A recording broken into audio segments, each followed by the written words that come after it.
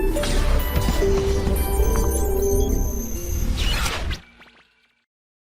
बच्चों, आज स्टार्ट करते हैं हम लोग गैल्वेनिक सेल। गैल्वेनिक सेल क्या है? जैसे अपन ने इलेक्ट्रोलाइटिक सेल पढ़ा था, अब गैल्वेनिक सेल क्या है? गैल्वेनिक सेल एक ऐसा डिवाइस है जिससे केमिकल एनर्जी इलेक्ट्रिकल एनर्जी में कन्वर्ट होती है। ठीक है बेटा, यानी it is a device, it is a cell in which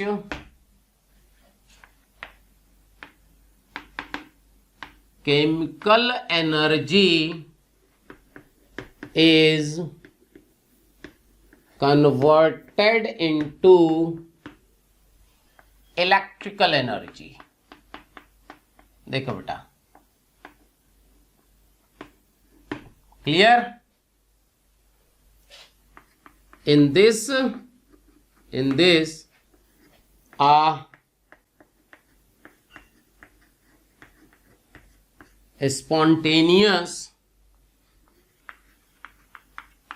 redox reaction takes place। यहां क्या होती है? एक स्पॉन्टेनियस रेडॉक्स रिएक्शन होती है बेटा। ठीक है, अब हम लोग बात करेंगे construction of galvanic cell. Galvanic cell कैसे बनाते हैं?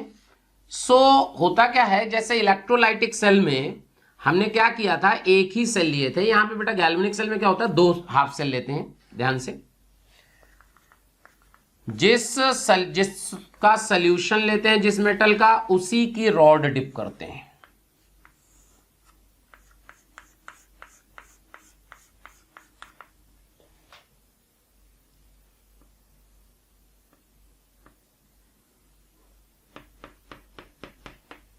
ठीक है, मान लीजिए इसमें जो है ZnSO4 है और इसमें बेटा कॉपर सल्फेट। क्लियर?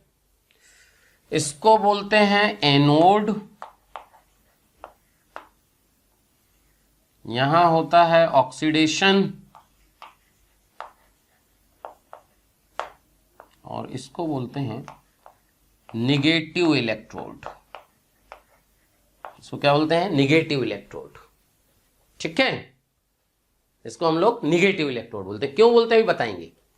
यहां पे जो है ये है कैथोड, यहां पे होता है रिडक्शन, और इसको बोलते हैं पॉजिटिव इलेक्ट्रोड। ये देखिए, ठीक है। इसको क्या करते हैं, वायर के थ्रू गैल्वेनोमीटर से कनेक्ट कर देते हैं, जिससे करंट मेजर करते हैं अपन। ओके, और इसको जो है ध्यान से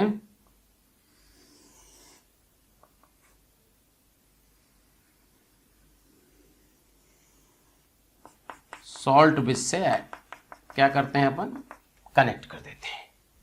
तो ये जो देख रहे हो, ये इसको बोलते हैं हम लोग सॉल्ट ब्रिज। ये है, ध्यान से। अब देखो क्या होगा कि जो एनोड है, बात जरा समझना, एनोड पे क्या होगा बेटा, जिंक सॉलिड जो है ऑक्सीडाइज होगा Zn+2 2 इलेक्ट्रॉन में, और जो कैथोड में Cu+2 रिड्यूस होगा इसमें जाएगा। आपको याद हो अगर, तो जब अपन ने इलेक्ट्रोड पोटेंशियल समझाया था तो आपको बताया गया था कि जब मेटल सॉलिड के जो पार्टिकल्स होते हैं, जो एटम होते हैं, जब वो सॉल्यूशन में जाते हैं तो सॉल्यूशन में तो पॉजिटिव बनाते हैं और मेटल के अंदर निगेटिव आ जाता है। याद करो, तो यहां देखोगे कि जब जिंक Zn+2 में गया तो यहां अंदर निगेटिव चार्ज आ गया होगा, याद आ रहा है। और ये निगेटिव चार्ज इस वायर के थ्रू निकल के यहां जाने लगता है और यहां से करंट जाता है अपोजिट। तो जो पॉजिटिव नेगेटिव इलेक्ट्रोड है, यानी polarity of the electrode will be decided on the basis of flow of current, and current always flows from positive electrode to negative electrode. इसीलिए देखो करंट यहां से निकल रही है, इसलिए कैथोड वाले को क्या बोलते हैं, पॉजिटिव इलेक्ट्रोड, एनोड वाले को नेगेटिव इलेक्ट्रोड। क्या पोलैरिटी क्लियर हुई बेटा? क्यों पॉजिटिव नेगेटिव बदल गया? इलेक्ट्रोलाइटिक सेल का और गैल्वेनिक सेल का पोलैरिटी उल्टी है, देख लो। क्लियर? अब हम लोग बात करेंगे कि भाई सॉल्ट ब्रिज क्या है, क्यों यूज किया जाता है सॉल्ट ब्रिज। सो सॉल्ट ब्रिज की बात करें अगर, तो सॉल्ट ब्रिज क्या है? It is an inverted U shaped tube. Clear? It is an inverted U-shaped tube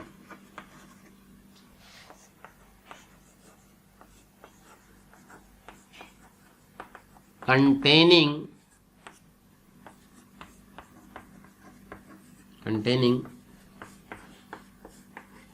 a strong electrolyte in gel form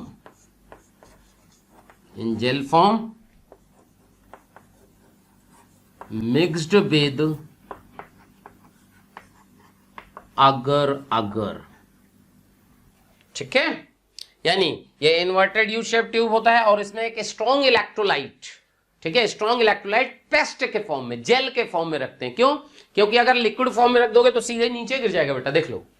clear? अब ये हुआ कि कौन से इलेक्ट्रोलाइट रखते हैं, कौन से इलेक्ट्रोलाइट यूज करते हैं, तो ध्यान से सुनेंगे। अब अपने को यह समझना है कि सॉल्ट ब्रिज का फंक्शन क्या है, इलेक्ट्रोलाइट कौन से यूज करते हैं। तो देखो, that type of electrolyte are used in salt bridge which do not react with electrolyte as well as electrode. Clear?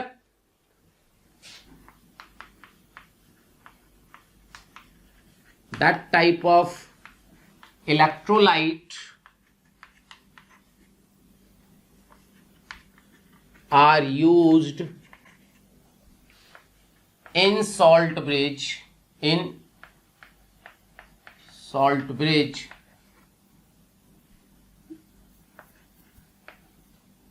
which do not react with electrolyte solution as well as electrode. Check करो, कहने का मतलब ये कि यहां पे उस तरह के इलेक्ट्रोलाइट यूज करते हैं जो ये इलेक्ट्रोलाइटिक सोल्यूशन से और इलेक्ट्रोड से दोनों से रिएक्ट ना करे। जैसे मान लीजिए सिल्वर के इलेक्ट्रोड है। क्लियर? तो यहां पे अपन कभी भी Cl- यूज नहीं कर सकते, क्योंकि Cl- सिल्वर से कंबाइन करके AgCl का पीपीटी बना लेगा। तो एग्जाम्पल आप लिख सकते हो ammonium nitrate, KNO3, KCl, ammonium chloride, ये सब जो है हम लोग सॉल्ट ब्रिज में यूज करते हैं। बस ध्यान रखते हैं कि जो इलेक्ट्रोड है, अगर मान लो जैसे Ag के इलेक्ट्रोड है तो हम KCl और अमोनियम क्लोराइड यूज नहीं कर सकते जहां Cl- है, क्योंकि वो इलेक्ट्रोड से रिएक्ट कर जाएगा। ठीक है बेटा? अब हम लोग बात करेंगे function of salt bridge. Salt bridge का फंक्शन क्या है? Function of salt bridge, function of salt bridge. Salt bridge का फंक्शन क्या है? सॉल्ट ब्रिज करता क्या है? तो सबसे पहला काम जो करता है, first it completes the circuit. Clear? तो अपन ने बोला कि भाई पहला पॉइंट ये है कि इट कंप्लीट्स द सर्किट, दूसरा it maintains the electrical neutrality. पहले ये बताओ, इलेक्ट्रिकल न्यूट्रलिटी मेंटेन करना समझते हो? इलेक्ट्रिकल न्यूट्रलिटी कैसे मेंटेन होगी? It maintains the electrical neutrality. अब ये क्या है? तो देखो होता क्या है एग्जैक्टली में, क्या होगा कि जब आपके पास दो ये कंटेनर हैं, ठीक है,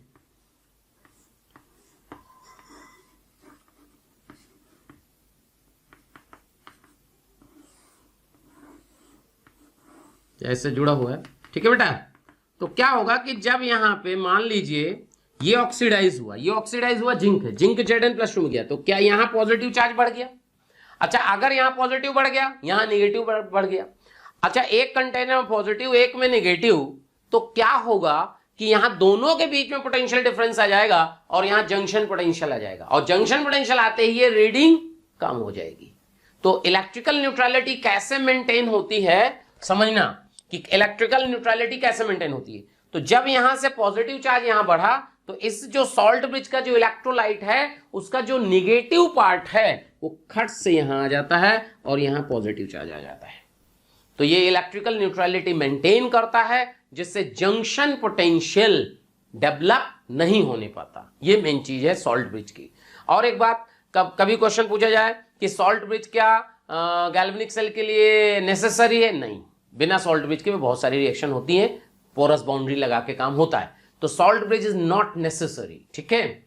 so it maintains the electrical neutrality, third, ठीक है। It minimise the junction potential, it minimise the junction potential. Clear? Fourth point ये है, ध्यान रखना कि इसमें जो इलेक्ट्रोलाइट यूज करते हैं वो वही यूज करते हैं जिसमें आयनिक स्पीड ऑफ कैटायन और एनायन लगभग बराबर हो। क्यों? क्योंकि अगर आयनिक स्पीड सेम नहीं होगी तो फिर ये जल्दी गिर जाएगा या धीमे गिरेगा, तो फिर जंक्शन पोटेंशियल डेवलप हो जाएगा, ठीक है।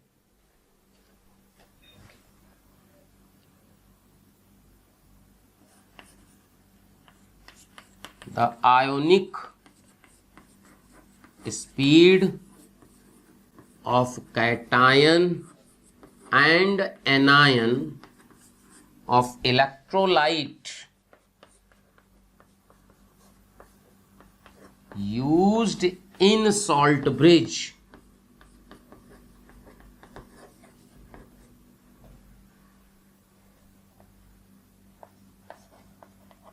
should be same, approximately same, exactly same तो नहीं हो सकती, approximately same, ठीक है बेटा।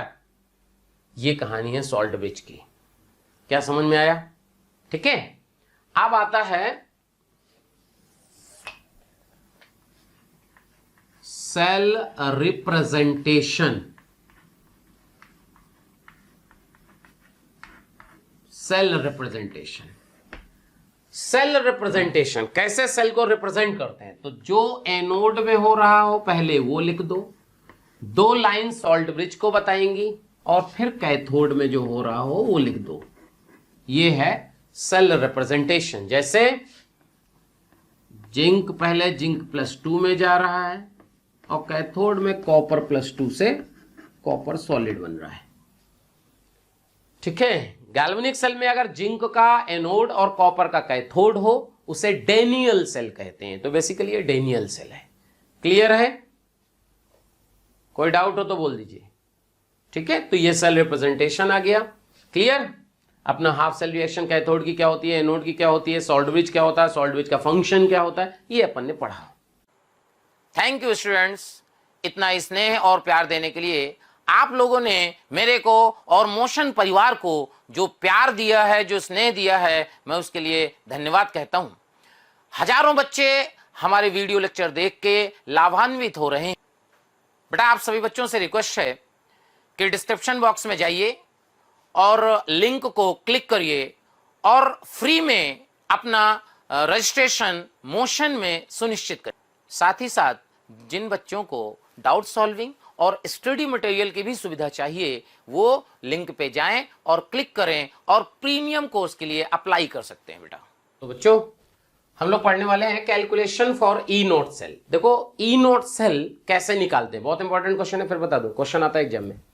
ई नोट सेल कैसे निकालते हैं? जैसे मान लीजिए Zn सॉलिड चेंज हो रहा है Zn+2 2 इलेक्ट्रॉन, और बेटा इसका ई नोट जो दिया है वो दिया है आपको 0.76 वोल्ट, ठीक है।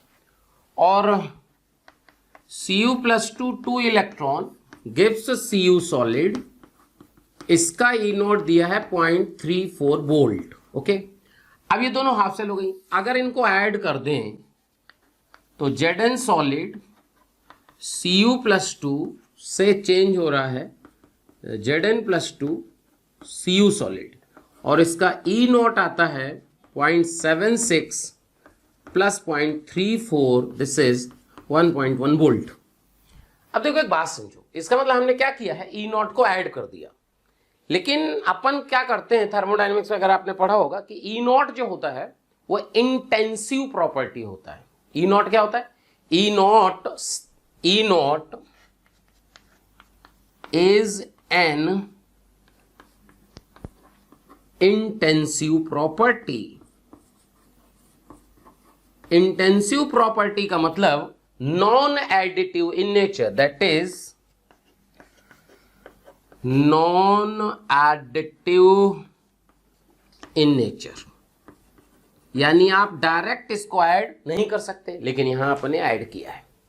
देखो होता क्या है कि ऐड कब कर सकते हैं कब नहीं कर सकते हैं, ध्यान सुनो। वैसे तो नहीं कर सकते, लेकिन क्योंकि दूसरे मेथड से भी आएगा आंसर, ऐड करके आता है, इसलिए हम लोग ऐड करते हैं। होता क्या है, जब एक हाफ सेल रिएक्शन हो कैथोड की एक एनोड की, और दोनों में इलेक्ट्रॉन बराबर हो, फिर समझो एक रिएक्शन कैथोड की हो एक एनोड की हो, दोनों में इलेक्ट्रॉन बराबर हो, जब आप ऐड करो, जब दो रिएक्शन को आप ऐड करो और इलेक्ट्रॉन कैंसिल हो जाए, दो रिएक्शन को ऐड करो और इलेक्ट्रॉन कैंसिल हो जाए, तो ई नॉट आप डायरेक्ट ऐड कर सकते हो। क्लियर है बेटा, अगर दो रिएक्शन को ऐड करते हो और ऐड करते समय इलेक्ट्रॉन कैंसिल हो जाए तो आप डायरेक्ट ई नॉट ऐड कर दो। अब कुछ लोगों का होता है कि यार सर इलेक्ट्रॉन तो हम बराबर करके कैंसिल कर सकते हैं, इसका मल्टीप्लाई उसमें कर दे, इसका कर दें। बिल्कुल सही है, आप कर सकते हो, लेकिन जिस रिएक्शन का पूछा था बेटा वो रिएक्शन नहीं बनेगी, वो तो कोई और रिएक्शन है। भाई जिस रिएक्शन का आपसे पूछा है वो उसी का निकालोगे ना। जैसे देखो, जैसे मान लीजिए Fe+3 plus 3 electron gives Fe solid. Okay, Fe+2 Fe+3 plus electron, इसका ई नॉट मान लीजिए x वोल्ट है, इसका ई नॉट मान लीजिए y वोल्ट है।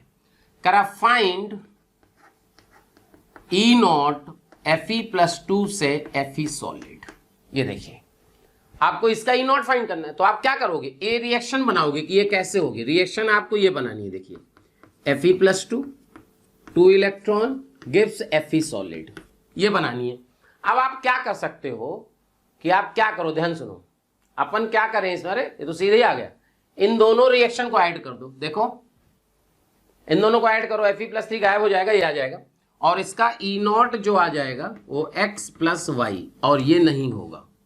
ये देखो क्यों नहीं होगा, क्योंकि फाइनल रिएक्शन में इलेक्ट्रॉन बच गए। अब सोचो इन दो रिएक्शन में, जैसे यहां अपन 3 से मल्टीप्लाई कर लेते, 3 से मल्टीप्लाई करते तो ये 3 इलेक्ट्रॉन कैंसिल हो जाते हैं, फिर आप ऐड कर देते, बिल्कुल सही है, तब ऐड हो जाता। और एक बात और सुनना, अगर यहां किसी नंबर से मल्टीप्लाई करते हो तो ई नॉट मल्टीप्लाई नहीं होता, क्योंकि ई नॉट इंटेंसिव प्रॉपर्टी है। जब आप किसी नंबर से रिएक्शन को मल्टीप्लाई करते हो तो ई नॉट में चेंज नहीं आता, ई नॉट वही रहता है बेटा।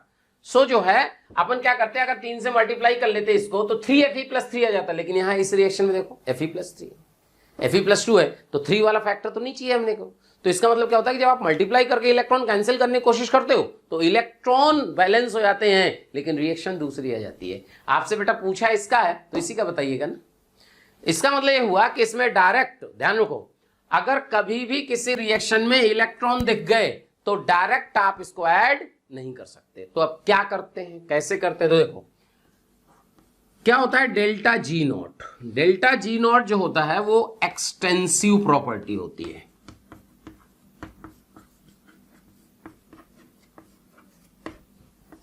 दैट इज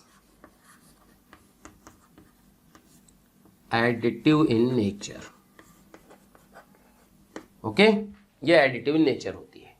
तो होता क्या है, डेल्टा जी नॉट का वैल्यू होता है बेटा -NE0F। ये अब ये कैसे हुआ, डेल्टा जी नॉट होता है इलेक्ट्रिकल एनर्जी, यूज्ड एनर्जी। तो इलेक्ट्रिकल एनर्जी क्या होता है, Q × E, ठीक है। और Q क्या होता है, 1 मोल का F तो N मोल का NF, NF हो गया Q, QE, ये हो गया डेल्टा जी, ठीक है। अब ध्यान से, अगर अपन ये कहें कि अगर आपको किसी भी रिएक्शन का किसी भी सेल का ई नॉट निकालना है तो आप उसमें क्या कर सकते हैं, डेल्टा जी की हेल्प ले सकते हैं। कैसे? यहां आप देखिएगा कि Fe+3 electron gives Fe solid, तो इसका डेल्टा G1 नॉट होगा -n का वैल्यू यहां 3 देखिए 3F और E नॉट कितना है बेटा x, ये देखो क्लियर। फिर है Fe+2 से Fe+3 प्लस इलेक्ट्रॉन, तो इसका डेल्टा G2 नॉट जो होगा वो -1 Fy, चेक करो E नॉट, ठीक है, -n E नॉट F। अब इनको ऐड कर दीजिए, जब ऐड करिएगा तो Fe+2 plus 2 electron gives Fe solid. अब इसका डेल्टा G3 नॉट, और डेल्टा क्योंकि एडिटिव है तो delta G not plus delta G2 not, तो यहां से आएगा -3xF -yF। चेक करो बेटा। अच्छा, इसका डेल्टा G नॉट क्या लिख सकते हो, -n की जगह यहां लिखोगे 2 E नॉट सेल निकालना है मान लीजिए, और F, तो F कैंसिल, तो E नॉट सेल जो आ जाएगा ये आ जाएगा 3x + y/2। डायरेक्ट फॉर्मूला भी लिख सकते हैं कि अगर E नॉट सेल लिखना है तो सीधा इसमें आप ऐसे लिख दो N1E1 + N2E2 N3। चेक कर लो, N1E1 E1 कितना था x, तो 3x, N2 1y/N3 2 है, N3 2। चेक कर लो बेटा, फॉर्मूला भी लगा सकते हो। समझ में आ रहा है? अच्छा, अब सोचो अगर मान लीजिए कि दो रिएक्शन थी, जिंक वाली रिएक्शन थी, अगर दोनों में इलेक्ट्रॉन सेम है तो N1 N2 N3 तीनों क्या हो गए, सेम। जब हम ऐड करते हैं ना बेटा, तो जब रिएक्शन को ऐड करते हैं और जो इलेक्ट्रॉन कैंसिल हो जाते हैं, जैसे 2 इलेक्ट्रॉन लेफ्ट में 2 राइट में कैंसिल हो गए, तो फाइनल रिएक्शन में 2 इलेक्ट्रॉन का ट्रांसफर मानते हैं। तो N1 N2 N3 दोनों क्या हो गए 2 2, तो E1 + E2 डायरेक्ट आ जाता है, इसलिए ऐड कर देते हैं। अब हम लोग पढ़ेंगे स्टैंडर्ड हाइड्रोजन इलेक्ट्रोड।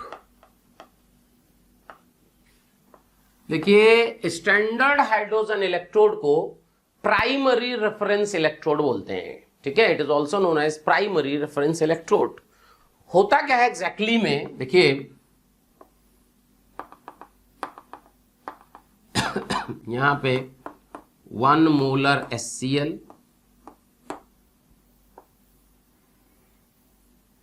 एक क्या करते हैं हम PT वायर लेते हैं, PT वायर, इसमें जो है एक प्लेट लेके प्लैटिनम ब्लैक की कोटिंग कराते हैं बेटा, ठीक है, PT ब्लैक, PT ब्लैक की कोटिंग कराते हैं, और जो है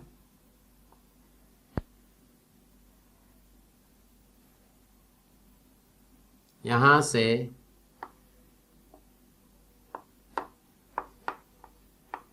H2 गैस एट 1 ATM पास कराते हैं, ठीक है।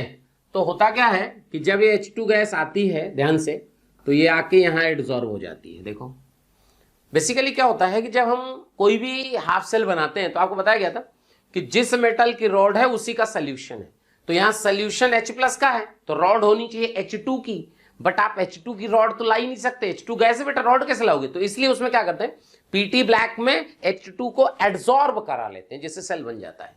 यानी रिएक्शन जो होगी वो देखो क्या होगी,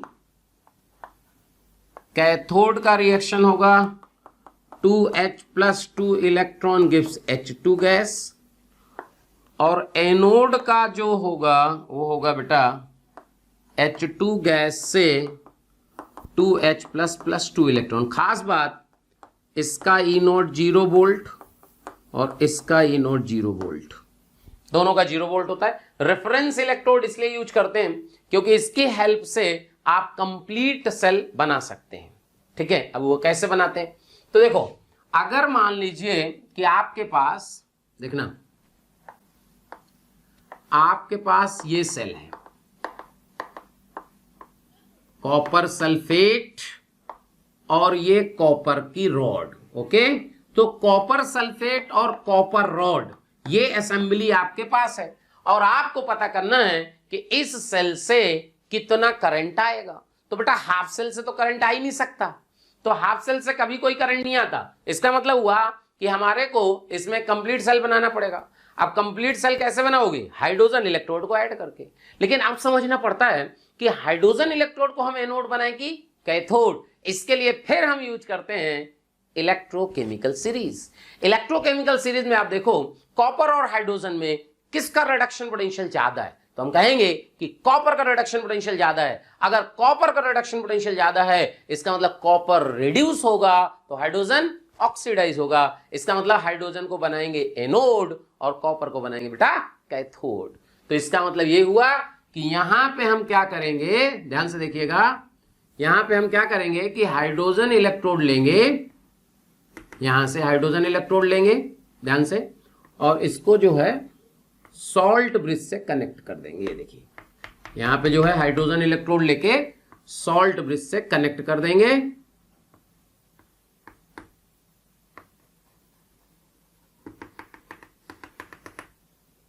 यहां पे अपन हाइड्रोजन इलेक्ट्रोड लिए और यहां पे ये जो है इसको कनेक्ट कर दिए गैल्वेनोमीटर के थ्रू। यहां से H2 पास करेंगे, ये लो, ये देखो, ये जो है कंप्लीट सेल हो गया। अब सेल रिप्रेजेंटेशन देखोगे तो क्या होगा, देखो, Pt H2 से H प्लस और Cu प्लस से Cu सॉलिड, ये होगा इसका सेल रिप्रेजेंटेशन। अच्छा, सेल रिप्रेजेंटेशन में थोड़ा सा ध्यान रखना कि जैसे यहां पे देखो, यहां पे इसका सेल रिप्रेजेंटेशन कैसे होगा, इसका सेल रिप्रेजेंटेशन H प्लस कहां जा रहा है? H2 में, तो H प्लस H2, H2 के साथ हमेशा Pt लिखना। क्यों? क्योंकि Pt के बिना H2 एग्जिस्ट ही नहीं करेगा, गैस है बेटा। इसी तरह इसका जो सेल रिप्रेजेंटेशन होगा वो होगा Pt H2 H प्लस, ये देखो।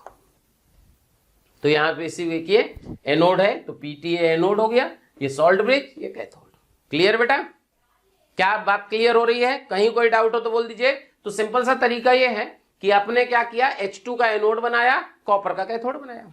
ठीक है, क्लियर? क्योंकि आपने को पता होता है कि कॉपर का रिडक्शन पोटेंशियल H2 से क्या होता है? ज्यादा होता है, इसलिए कॉपर का कैथोड है और H2 का एनोड है। बात क्लियर होनी हो चाहिए, देख लो। तो किसी भी हाफ सेल की हेल्प से आप क्या कर सकते हो, कंप्लीट सेल बना सकते हो। हाफ सेल की हेल्प से कंप्लीट सेल बना सकते हो, क्योंकि हाइड्रोजन इलेक्ट्रोड का जो इलेक्ट्रोड पोटेंशियल होता है वो 0 वोल्ट होता है, इसलिए सेल में बहुत ज्यादा इफेक्ट उसमें नहीं आता। क्या बात क्लियर हो रही है? कहीं कोई डाउट हो दोबारा पूछ लीजिएगा। ठीक है बेटा?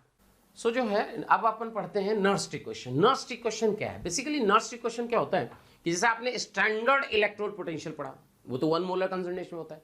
अलग अलग कंसंट्रेशन पे कैसे हम लोग इलेक्ट्रोड पोटेंशियल निकालते हैं, तो देखो, ये फॉर्मूला हम लोगों ने केमिकल इक्विलिब्रियम में पढ़ा था। Delta G equal to delta G naught plus 2.303 RT log Q। ठीक है बेटा? यहां से डेल्टा जी को आप लिख सकते हो माइनस NEF, यहां से लिखना minus NE not F plus 2.303 RT log Q। यहां से आ जाएगा NF से डिवाइड, माइनस NF से डिवाइड कर दीजिए, E equal to E naught minus 2.303 RT by NF log Q। ये है नर्स्ट इक्वेशन। देख लीजिए, वेयर जो Q है वो QC हो सकता है, Q का वैल्यू QP हो सकता है, Q का वैल्यू QPC भी हो सकता है। Q का वैल्यू QC कब होगा? For aqueous solution. QC का मतलब कंसंट्रेशन के टर्म में, ये होगा QP for gaseous solution, for gaseous solution, और ये होगा बेटा फॉर एक्वस गैसियस सॉल्यूशन। और इलेक्ट्रो में सबसे ज्यादा यही यूज किया जाता है। जैसे एक एग्जांपल से बता देते हैं आपको, मान लीजिए zinc solid plus 2H plus gives Zn+2 plus H2 gas, ये एक्वस। तो यहां जो Q होगा वो आप लिखिएगा QPC and it is equal to Zn+2 concentration, gas के लिए पार्शियल प्रेशर, और यहाँ एक्वस है फिर H प्लस का स्क्वायर। ये देखिए ये है QPC, मतलब बेसिकली गैस है तो पार्शियल प्रेशर लिख दीजिए और एक्वस है तो कंसंट्रेशन लिख दीजिए। क्यों लिखना आ गया बेटा? तो ये E0 स्टैंडर्ड इलेक्ट्रोड पोटेंशियल है और E किसी भी कंसंट्रेशन पे किसी भी टेम्परेचर पे आप लिख सकते हो। अगर हम F T का वैल्यू 25 डिग्री सेंटीग्रेड यानी कि 298 केल्विन और F का वैल्यू 96500 फराडे रख दें तो आप सॉल्व करिएगा तो यहां से आएगा E equal to E0 minus 0.0591/n log Q, और यही फॉर्मूला हर जगह यूज किया जाएगा। अगर टेम्परेचर गिवन नहीं है तो हम टेम्परेचर को 25 डिग्री ही मानेंगे, और अगर आपको टेम्परेचर दिया है तो फिर उसकी वैल्यू निकालनी पड़ेगी। ठीक है बेटा, बात क्लियर हो गई? यहां से आपको इतनी बात क्लियर हो गई। अच्छा एक बात और, next equation is valid half cell as well as complete cell. Clear? Next equation is valid for half cell as well as complete cell. Okay? मतलब हाफ सेल और कंप्लीट सेल दोनों में आप नष्ट इक्वेशन लगा सकते हैं। क्यों लगा सकते हैं? सोचो, क्योंकि हाफ सेल है अगर तो उसे हाइड्रोजन इलेक्ट्रोड से कनेक्ट करके कंप्लीट सेल बना लेंगे। अच्छा, हाइड्रोजन में जो आएगा H2 उसका प्रेशर 1 atm, H प्लस जो आएगा उसका कंसंट्रेशन 1 मोलर, तो कोई फर्क ही नहीं पड़ेगा। इसलिए हाफ सेल और कंप्लीट सेल दोनों में आप नष्ट इक्वेशन लगा सकते हैं। ठीक है बेटा, चलिए सो जो है ये नष्ट इक्वेशन की कहानी क्लियर हुई कि भाई नष्ट इक्वेशन कैसे कैसे होना है।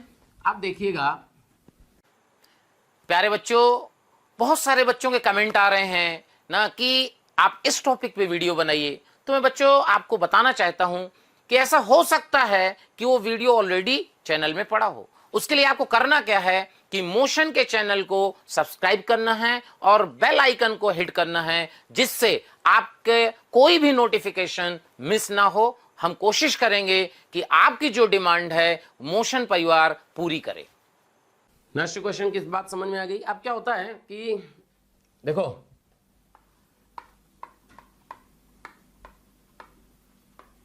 Spontaneous and non spontaneous cell, spontaneous and non spontaneous cell. अब ये क्या है spontaneous and non spontaneous cell? देखिए, spontaneous and non spontaneous cell क्या होता है कि अगर सेल काम कर रहा है इसका मतलब रिएक्शन हो रही है, इसका मतलब स्पॉन्टेनियस है।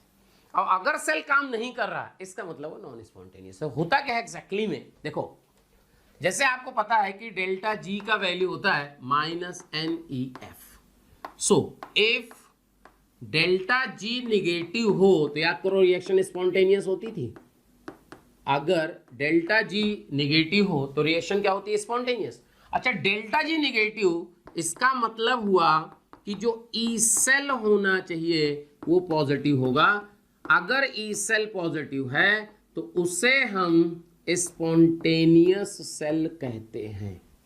चेक करो, एंड इफ डेल्टा जी का वैल्यू पॉजिटिव हो दिस इंप्लाइज दैट कि ई सेल क्या होना चाहिए बेटा? निगेटिव। तो इसका मतलब हुआ कि ये नॉन स्पॉन्टेनियस सेल होगा, नॉन स्पॉन्टेनियस सेल। और एक बात बताएं, नॉन स्पॉन्टेनियस सेल का कतई मतलब नहीं है कि सेल काम नहीं कर रहा। इसका मतलब कि आपने क्या किया है, कैथोड को एनोड से कनेक्ट किया है, एनोड को कैथोड से किया है। तो आप अगर पोलैरिटी बदल दोगे, पोलैरिटी बदलते ही सेल काम करने लगेगा। ठीक है बेटा, तो ये स्पॉन्टेनियस नॉन स्पॉन्टेनियस। एक अगला टर्म आएगा equilibrium. At equilibrium delta G का वैल्यू होता है 0। दिस इंप्लाइज दैट कि अगर ई सेल 0 आ जाए, अगर ई सेल 0 आ जाए तो सिस्टम इक्विलिब्रियम में होगा। ठीक है, तो इससे कंडीशन क्या आएगी कि E equal to E naught minus 0.0591 by N log Q पढ़े थे, क्यू रिएक्शन क्वेश्चन थे ना, और एट इक्विलिब्रियम ई सेल क्या हो जाएगा 0। इसका मतलब हुआ यहां देखना कि ई नॉट का वैल्यू 0.0591 बाई 1 और ये क्यू होता था, अब ये के इक्विलिब्रियम हो जाएगा। और ध्यान से इससे बहुत क्वेश्चन पूछे जाते हैं एग्जाम में। E naught equal to 0.0591 by N log के इक्विलिब्रियम, इससे बहुत क्वेश्चन आता है बेटा, इसलिए आपको बहुत अच्छे से इसको समझना पड़ेगा कि इसमें क्वेश्चन कैसे बनता है, कैसे हम इसके क्वेश्चन सॉल्व करेंगे। तो देखते हैं कैसे कर सकते हैं। सो जो है अपन क्या कर रहे थे बेटा कि कैसे कैसे अपने नर्सरी क्वेश्चन अपने कहा कि nursery question half cell as well as complete cell दोनों में लगा सकते हैं। अब क्वेश्चन देखो कैसे बनता है। दूसरा हमने स्पॉन्टेनियस नॉन स्पॉन्टेनियस सेल भी पढ़ा। देखो क्वेश्चन है कि भाई 2H2O plus 2 electron gives H2 plus 2OH minus, इसका ई नॉट दिया है -0.8277 वोल्ट। ओके, करा फाइंड के इक्विलिब्रियम फॉर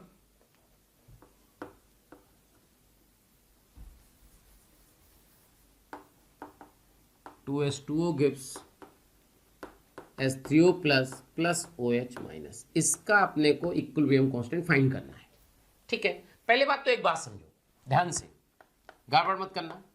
क्या होता है कि जो रिएक्शन गिवन है इसका इक्विलिब्रियम कांस्टेंट और इसका इक्विलिब्रियम कांस्टेंट बेटा दोनों सेम होते हैं, ध्यान रखना। अगर आप इसका निकाल लेते हो तो इसके बराबर आ जाएगा। ठीक है, ओके।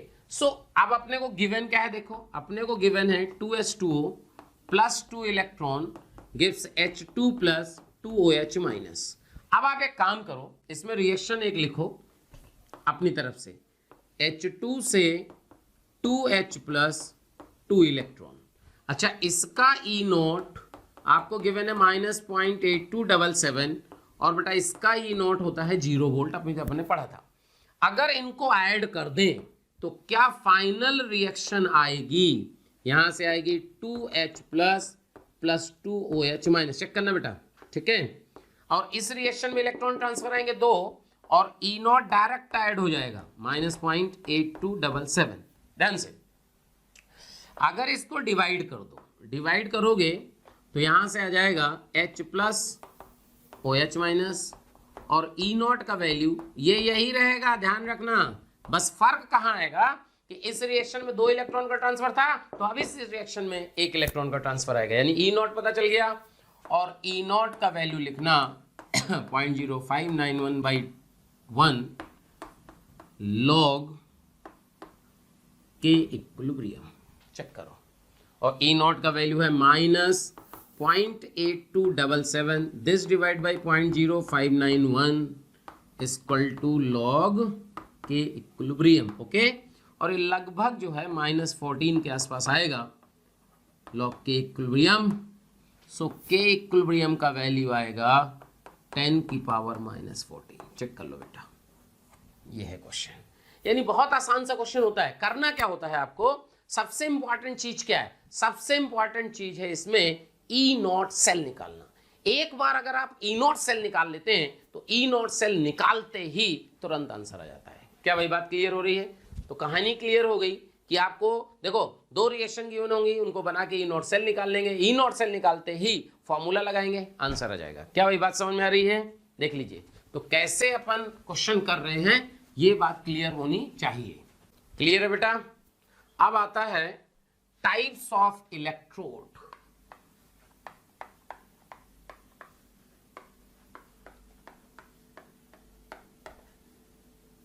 टाइप्स ऑफ इलेक्ट्रोड में देखो बहुत सारे हैं, नाम से नहीं पूछा जाता है, लेकिन बस थोड़ा सा सुन लो। पहला जैसे metal ion electrode, metal ion electrode. Metal ion electrode का मतलब जैसे ये देखिए, zinc solid Zn+2 plus 2 electron में गया, सेल रिप्रेजेंटेशन होगा जिंक सॉलिड Zn+2, ये मेटल, ये हो गया मेटल, ये हो गया मेटल आयन। ठीक है, दूसरा है gas ion electrode. Gas ion electrode में दो पार्ट आएंगे, gas cation electrode,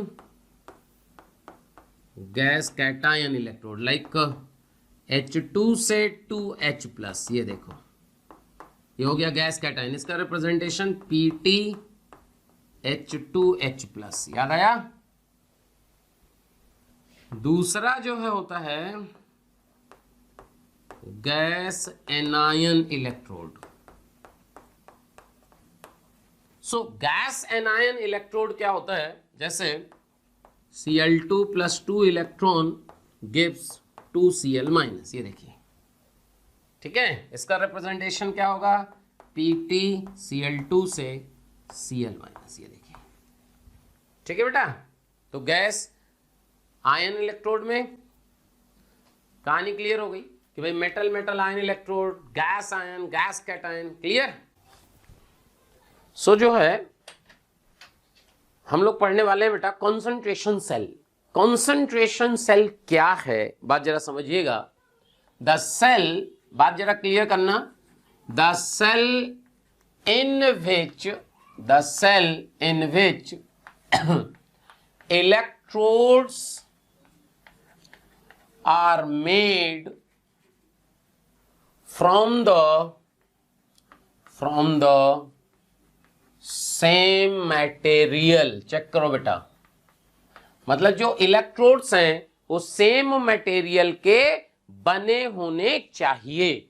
there are two types of concentration cell, there are two types of concentration cell, there are two types of concentration cell.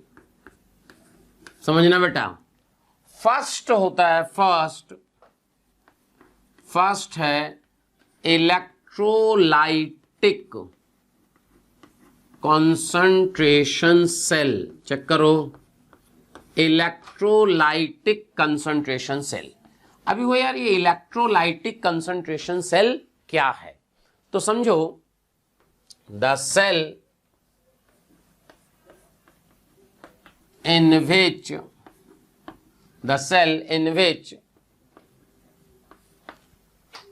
the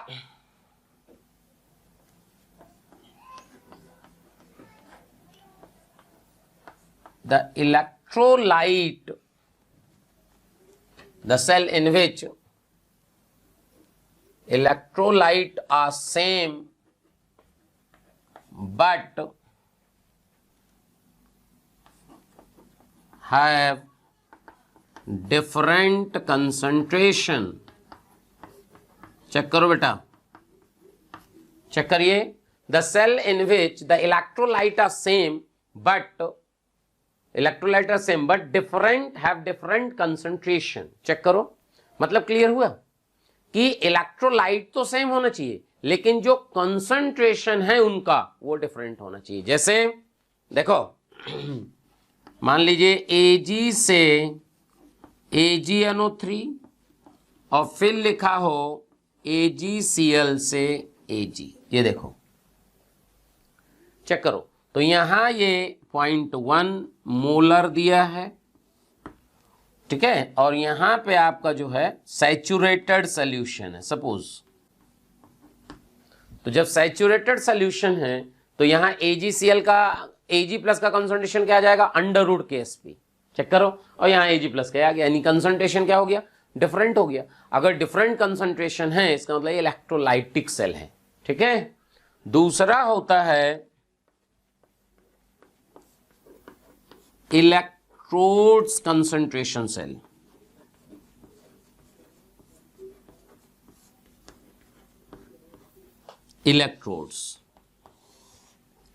electrodes concentration cell क्या होता है समझना, ये होता है कि the cell in which electrodes are same but different concentration. ठीक है, the cell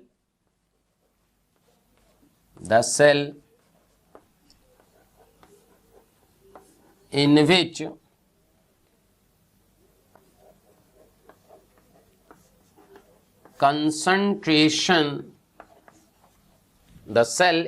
the concentration of electrodes are different. Check करो, इलेक्ट्रोड्स तो सेम होने चाहिए, लेकिन इलेक्ट्रोड्स का कंसंट्रेशन डिफरेंट हो तो उसे हम इलेक्ट्रोड्स कंसंट्रेशन सेल कहते हैं। चेक करो बेटा, क्लियर? तो इलेक्ट्रोलाइटिक कंसंट्रेशन का मतलब हुआ कि इलेक्ट्रोलाइट जो यूज कर रहे हो उनका कंसंट्रेशन डिफरेंट होगा। इलेक्ट्रोड कंसंट्रेशन सेल का मतलब हुआ जो आप इलेक्ट्रोड यूज कर रहे हो उनका कंसंट्रेशन डिफरेंट होना चाहिए। ठीक है, फॉर एग्जाम्पल देखिए, जैसे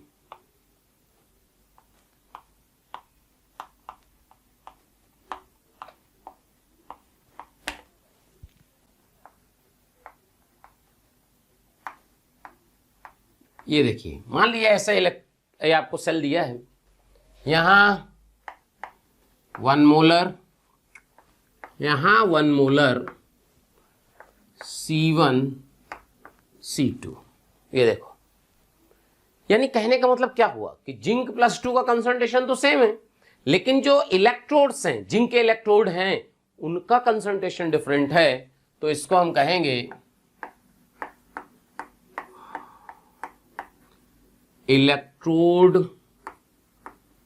कंसंट्रेशन सेल। ये देखो, ये है इलेक्ट्रोड कंसंट्रेशन सेल। और E naught cell equal to क्या होगा? 0 in this cell. E naught cell equal to 0 क्यों? क्योंकि जिसका ऑक्सीडेशन हो रहा है उसी का रिडक्शन हो रहा है, तो इसका क्या हो जाएगा भाई? ई नॉट सेल 0 हो जाएगा। जैसे अब देखो क्वेश्चन कैसे आता है,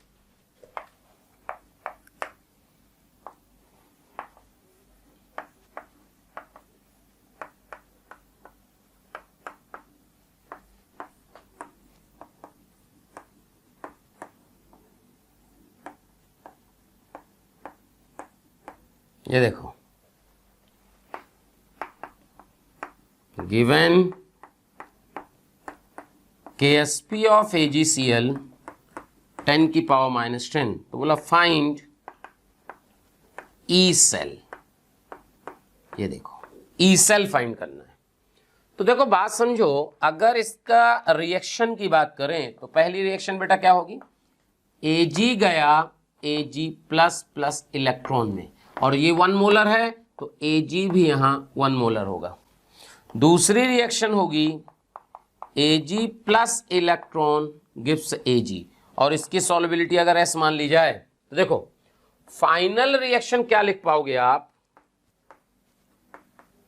Ag प्लस से Ag प्लस, इसका कंसंट्रेशन 1 मोलर है, इसका S है। चेक करो बेटा, इसका E नॉट अगर X वोल्ट होगा तो इसका E naught minus X volt होगा, तो E नॉट सेल जो हो जाएगा वो हो जाएगा 0। चेक करो बेटा, ठीक है। So E equal to E naught minus 0.0591/1 log of 1/s, ये देखो, ठीक है। So E naught 0.0591/1 log of 1/√KSP। S का वैल्यू क्या लिख दो? √KSP, और यहां से √KSP का वैल्यू 10 की पावर -5 आएगा, तो यहां से आ गया -0.0591/1 लॉग ऑफ 1 दिस, ये देखो। सो ई सेल का वैल्यू आया -0.0591 इंटू 5। चेक कर लो, सॉल्व कर लोगे तो ये कंसंट्रेशन सेल है। समझ में आया? Concentration cell, electrode concentration cell और इलेक्ट्रोलाइटिक कंसंट्रेशन सेल, ये दोनों बेटा अलग हैं। क्लियर? बात क्लियर हो गई ना? देख लो, और भी आप क्वेश्चन लिख सकते हो। बोला फाइंड ई सेल, देखो कैसे, platinum H2H plus acetic acid H2PT ऐसे लिखेगा। 1 मोलर A1 ATM 0.1 मोलर ये 0.1 मोलर 1 ATM। ये देखो ऐसे सेल रिप्रेजेंट करके दिया। अब देखो इसका मतलब ये क्या है, बेसिकली ये हाइड्रोजन इलेक्ट्रोड है दोनों। इसका मतलब रिएक्शन जो ऐसे है बेसिकली PT H2 से H प्लस और H प्लस से H2। देखो कंफ्यूज नहीं हो जाएगा, एसिटिक एसिड से H2 नहीं बनता, एसिटिक एसिड से हम H प्लस निकालते हैं। सिंपल। देखो दोनों का इनका प्रेशर सेम है, यानी ये बेसिकली रिएक्शन ये होगी। ये देखो यहां से H2 से H प्लस, यानी ये हो गया आपका 0.1 मोलर, और ये C चेक करो। C, ये C कहां से निकलेगा, ये निकलेगा एसिटिक एसिड से, उसका K भी दिया होगा बेटा ना। सो एसिटिक एसिड को जब आयोनाइज करोगे तो यहां मिलेगा H प्लस एसीटेट आयन, यहां 0.1 माइनस x, तो Ka का वैल्यू लिखना x square by 0.1 minus x, और ये निगलेक्ट हो जाएगा तो x का वैल्यू आ जाएगा 0.1 Ka का अंडर रूट, और यही H प्लस है, देख लो। ठीक है, तो ये जो C दिया है यही x है, चेक करो। तो x आ गया, नष्ट इक्वेशन लगा देना, आंसर आ जाएगा एक लाइन में। ठीक है बेटा। प्यारे बच्चों, अगर आपको हमारी वीडियोस पसंद आ रही हों तो उनको लाइक और शेयर करें, जिससे जरूरतमंद बच्चों तक वो वीडियो पहुंच सके। और मैं बच्चों ये कहना चाहता हूं कि आप जब वीडियोस देखें तो उसमें कमेंट जरूर लिखें, क्योंकि एक एक कमेंट, आपका एक कमेंट मेरी पूरी टीम को मोटिवेशन देता है। इसलिए आपसे रिक्वेस्ट है बेटा कि कमेंट जरूर करें। कहानी क्लियर हुई। जैसे एक क्वेश्चन और देखो, एग्जाम में IIT में आ चुका है, देखो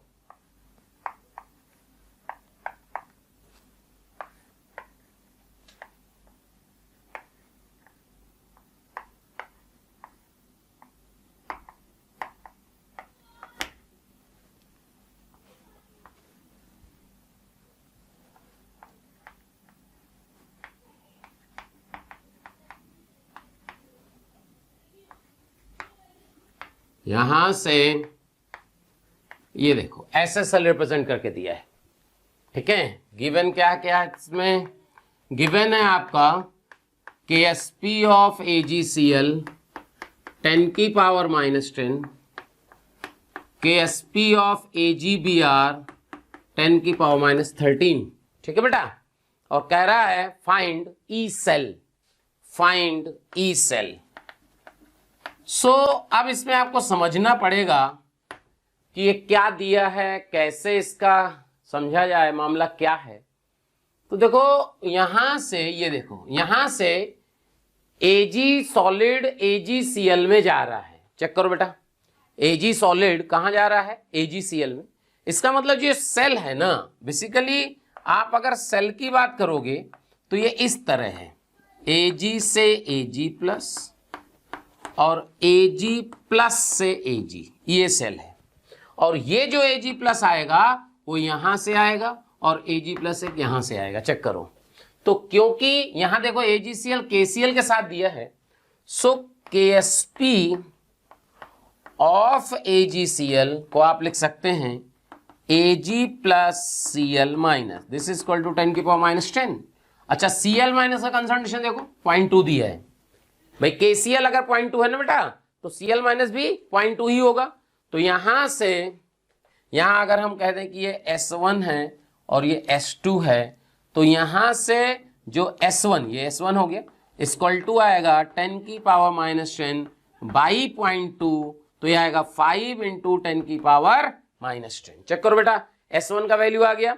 अब अगर अपन बात करें कि KSP of AgBr equal to Ag plus Br minus, तो ये दिया 10 के पावर -13, Ag प्लस S2 हो गया, Br माइनस फिर 0.2 दिया है, तो S2 का वैल्यू आएगा 5 इंटू 10 की पावर -13। चेक कर लो बेटा, क्लियर।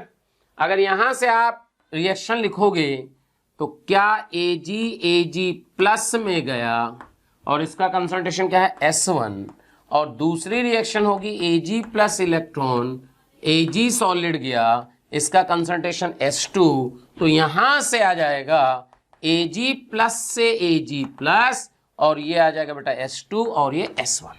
चेक करो, तो इसमें अपन सीधे क्या करेंगे, नष्ट इक्वेशन लगाएंगे। यहां से अगर अपन सीधे नष्ट इक्वेशन की बात करें कि E equal to E naught minus 0.0591/1 log of S1 by S2, क्या अपन S1 S2 का वैल्यू रख देंगे, जिससे आंसर आ जाएगा ई सेल का वैल्यू 0 माइनस 0.0591/1 लॉग ऑफ 10 की पावर माइनस 10 डिवाइड बाई 10 की पावर माइनस 13। भाई तो कैंसिल हो गया ना, ठीक है भाई। तो यहां से 3 ऊपर चला जाएगा, तो यहां से आ जाएगा माइनस 0.0591 इंटू 3। चेक करो, ये आ जाएगा आपका ई सेल। आसान है, आईआईटी का आया हुआ क्वेश्चन है, देख लीजिए। ऐसे क्वेश्चन आते हैं भाई एडवांस में, एडवांस का क्वेश्चन है बेटा ये, देख लो, ठीक है। क्या भाई बात समझ में आई? कंसंट्रेशन सेल क्लियर हो गया, कंसंट्रेशन सेल कैसे करना है। अब देखो बात समझो, अब हम लोग पढ़ने जा रहे हैं मेटल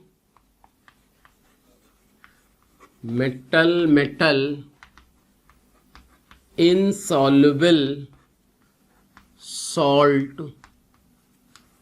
इलेक्ट्रोड। फिर ये बहुत इंपॉर्टेंट है, मेंस एडवांस सब में क्वेश्चन आ चुका है, ठीक है। और इसको पहचानना बहुत जरूरी है। देखो होता क्या है, सबसे पहले हम लोग इसमें बात करेंगे silver halide electrode. Silver halide electrode की बेटा बात करते हैं, सिल्वर हैलाइड इलेक्ट्रोड। सो कैथोड में बात करेंगे तो क्या होता है, देखो AgCl plus electron gives Ag solid plus Cl minus. और इसका जो सेल रिप्रेजेंटेशन होता है वो बहुत इंपॉर्टेंट है। देखो सेल रिप्रेजेंटेशन की अगर बात करें तो इसका सेल रिप्रेजेंटेशन जो है बहुत ही इंपॉर्टेंट है। सो ये जो है कैथोड की रिएक्शन हुई। अगर अपन इसी में बेटा एनोड की रिएक्शन की बात करें तो क्या करते हैं कि Ag solid plus Cl minus gives AgCl plus electron, ये एनोड की रिएक्शन। इसका जो सेल रिप्रेजेंटेशन है वो क्या है, Cl माइनस AgCl और Ag। ये ध्यान रखना है, Cl माइनस जो है वो हमेशा AgCl के साथ रहेगा। और इसका सेल रिप्रेजेंटेशन जो है वो है आपका Ag सॉलिड से AgCl और Cl माइनस। ये देखो फर्क देखो। अब ऐसे लगता है, कभी कभी कंफ्यूजन हो जाता है कि यार एक कंसंट्रेशन सेल और मेटल इनसॉल्युबल इलेक्ट्रोड में क्या फर्क है। तो देखो होता क्या एग्जैक्टली इसका अगर हम समझें कि सेल कैसे बनता है तो देखो सिंपल सा तरीका इसमें ये होता है, यहां तो सॉल्यूशन होता है KCl का यानी Cl माइनस का, ओके। अब इसमें क्या होता है कि एक जो है अपन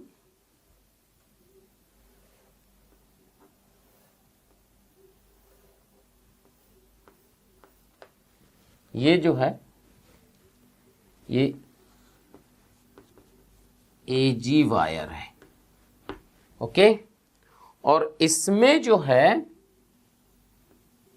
ये कोटिंग होती है बेटा AgCl की। ये देखो ऐसे ऐसे होता है, ये क्या है AgCl, ये देखो। और इसे PT वायर से अपन कनेक्ट कर देते हैं,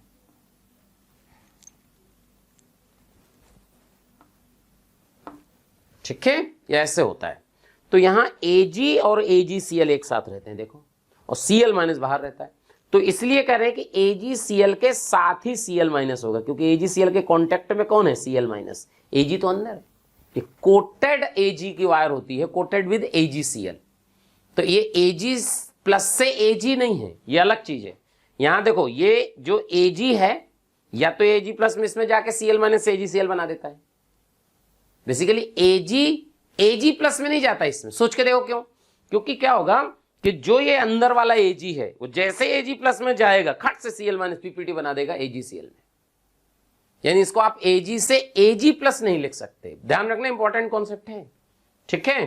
तो ये है आपका इलेक्ट्रोड कैसे होगा। अब देखो इसमें क्वेश्चन कैसे आता है, देखो क्वेश्चन ये आएगा कि कहेगा कि देखो E naught CL minus AG CL से एजी इक्वल टू आपको दिया है मान लीजिए 0.2 वोल्ट, ठीक है, क्लियर।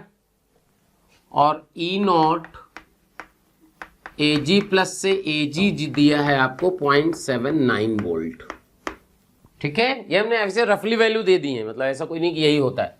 बोला फाइंड KSP ऑफ AgCl, ये देखो ये क्वेश्चन आता है। दूसरा हो सकता है कि KSP ऑफ AgCl दे दे और E नॉट पूछ ले, कोई बात नहीं। देखो जो दिया है ना, पहले आप रिएक्शन लिख लो।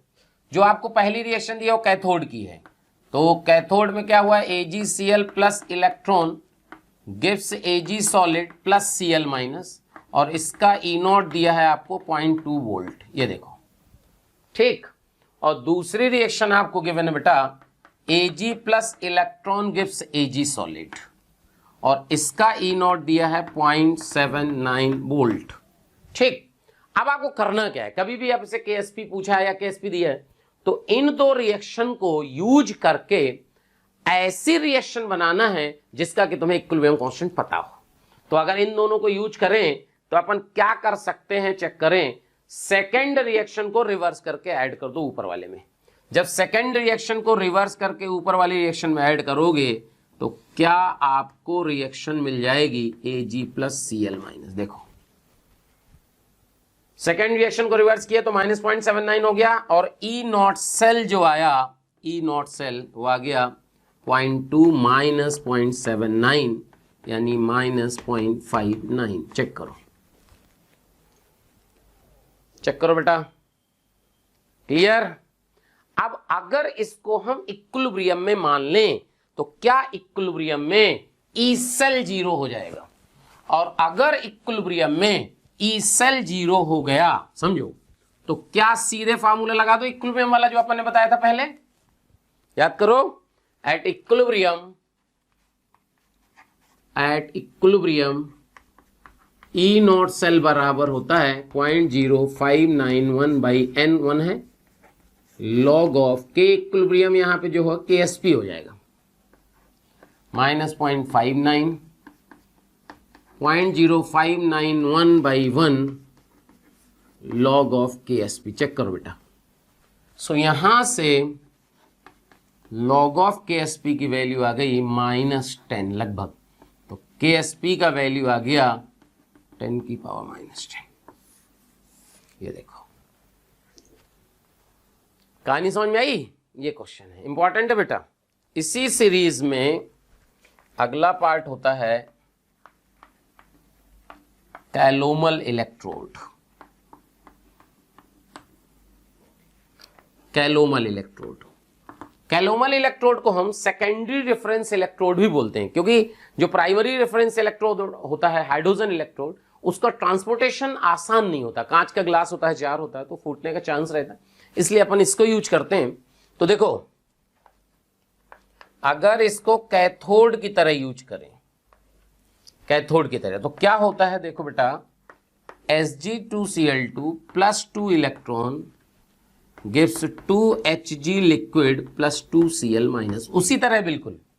और एनोड की तरह अगर अपन यूज करें, एनोड की तरह पे, तो 2Hg liquid plus 2Cl minus gives Hg2Cl2 solid plus 2 electron.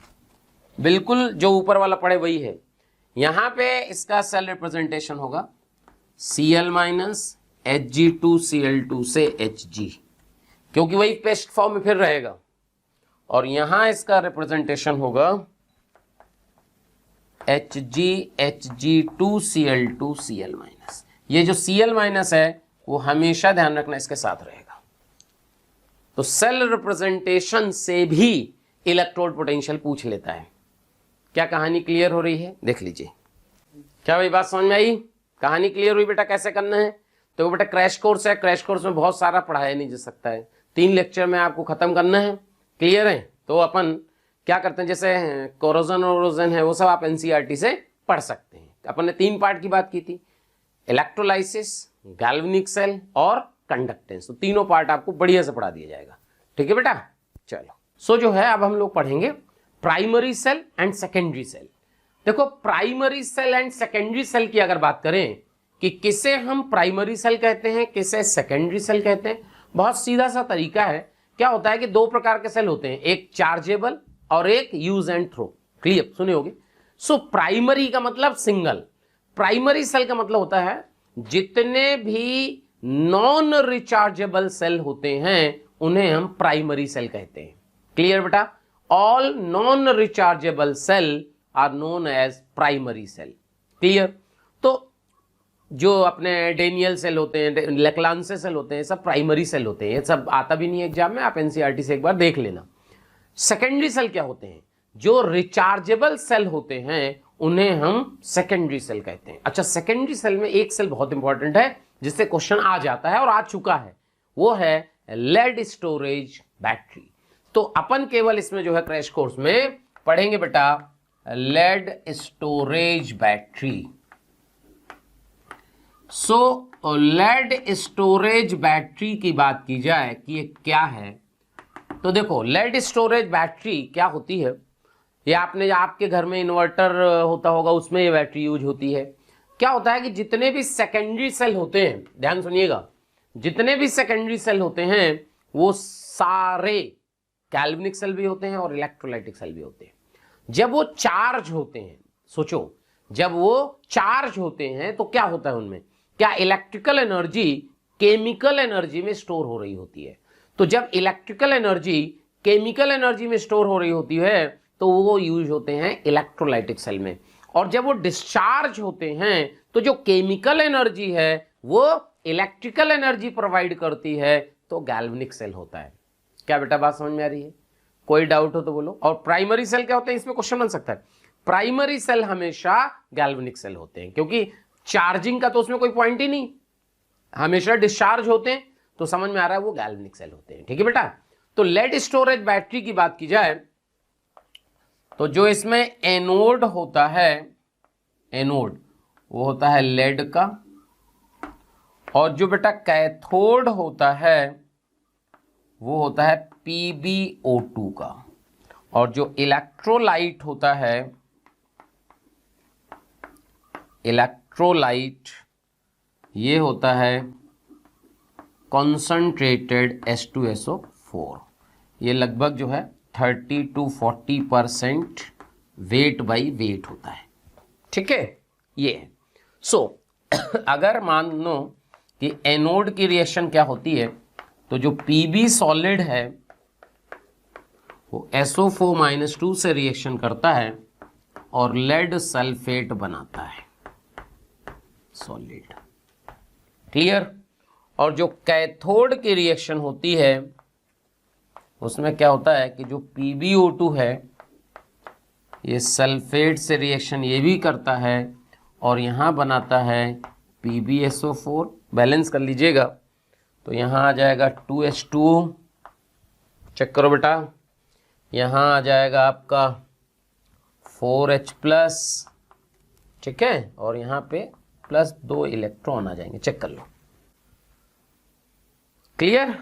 तो अगर इन दोनों को ऐड कर दें, अगर इन दोनों को अपन ऐड कर दें तो फाइनल देखो क्या मिलेगा, Pb solid plus PbO2 plus 4H plus 2 sulphate ion gives 2 PbSO4 plus 2H2O।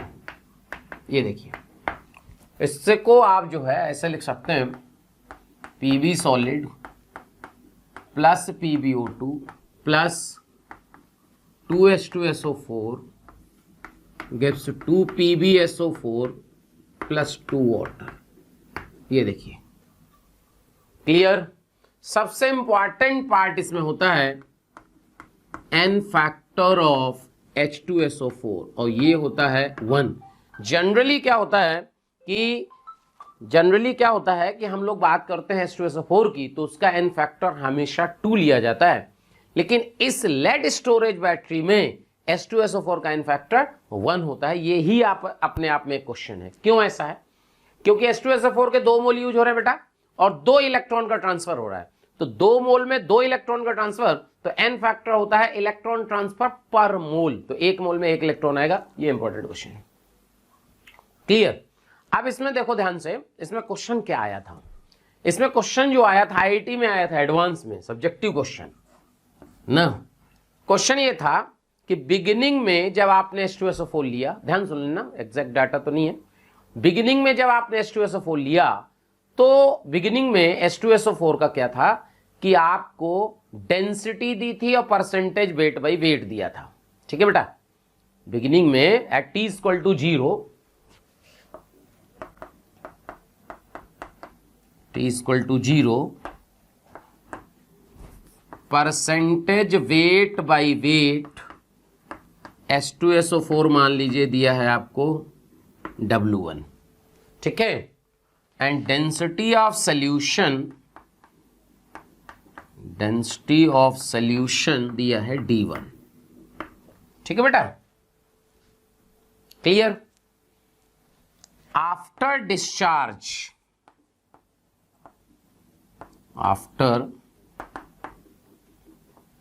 Discharge percentage weight by weight of H2SO4 = दिया है W2 and density of solution हो गई है D2, सबकी वैल्यू दी थी, ठीक है। वॉल्यूम ऑफ इलेक्ट्रोलाइट = V, और ये आपको कांस्टेंट दिया है, ये नहीं चेंज हो रहा है, ठीक है। क्वेश्चन ये था फाइंड टोटल एम्पियर आर, ठीक है, पास्ड फ्रॉम द बैटरी। ये क्वेश्चन था बेटा, देख लो, जो एग्जाम का क्वेश्चन था वो ये था, total ampere hours passed from the battery, advance का क्वेश्चन था। अब इसको कैसे किया गया, क्या है इसका तरीका, देखो ध्यान से। सबसे पहले T = 0 पे मोलारिटी ऑफ H2SO4 निकालते हैं और ये होता है 10x D by molecular weight, अगर आपको याद हो फॉर्मूला, वेयर x होता है परसेंटेज वेट बाई वेट, ये D1 जो है ग्राम पर ml में है, ध्यान रखना, और D2 भी ग्राम पर ml में है बेटा, ठीक है, ओके। तो यहां से क्या करेंगे, M1 initial molarity 10 W1 D1 by 98, ठीक है। Final molarity M2 = 10 W2 D2 by 98, ये देखो, ठीक है। वॉल्यूम कांस्टेंट है, तो मोल्स ऑफ H2SO4 यूज्ड, देखो M1 × V, ये होगा इनिशियल मोल, माइनस कर दीजिए M2V, ये फाइनल मोल्स। तो इनिशियल मोल में फाइनल मोल अगर माइनस कर दें तो वो मोल्स आ जाएंगे जो बैटरी से यूज हुए, चेक करो। अच्छा, n फैक्टर H2SO4 का बता ही दिया गया था, तो ग्राम इक्विवेलेंट ऑफ H2SO4 ये आ गए M1 - M2 × V × 1, n factor 1। और क्या इसको लिख सकते हो, ये देखो, चेक करो, तो यहां से बेटा IT का वैल्यू आ जाएगा M1 - M2 × V × 96500। अच्छा, ये IT जो है ये एम्पियर सेकेंड है, I का यूनिट क्या होता है एम्पियर, T का सेकेंड, एम्पियर सेकेंड आ गया, एम्पियर आर पूछना है, निकाल लोगे भाई। एम्पियर सेकेंड आ गया ना, सेकेंड को आर में ही तो चेंज करना है यार, कर लेना। समझ में आया कि नहीं? ये क्वेश्चन था, सब्जेक्टिव क्वेश्चन था आईटी का, ऐसा क्वेश्चन आता है तो इंपॉर्टेंट है, इसलिए आपको बता दिया गया है कि मान लो क्वेश्चन आ जाता है तो आपसे गलत ना हो। क्या बेटा बात क्लियर हुई? कोई डाउट हो तो बोल देना, ठीक है। तो ये जो है आपका खत्म होता है ये वाला लेक्चर। अब जो है अपन अगले लेक्चर में कंडक्टेंस की बात करेंगे। प्यारे बच्चों, अगर आपको मेरे वीडियो पसंद आ रहे हैं और आप मुझसे पढ़ना चाहते हैं तो मैं अभी आपको एक नंबर दे रहा हूं, उस पर आज ही कॉल करें, जिससे आने वाले वीडियो आपको मिल जाएं और आप उससे लाभान्वित हों। नंबर लिख लीजिए 18002121 799।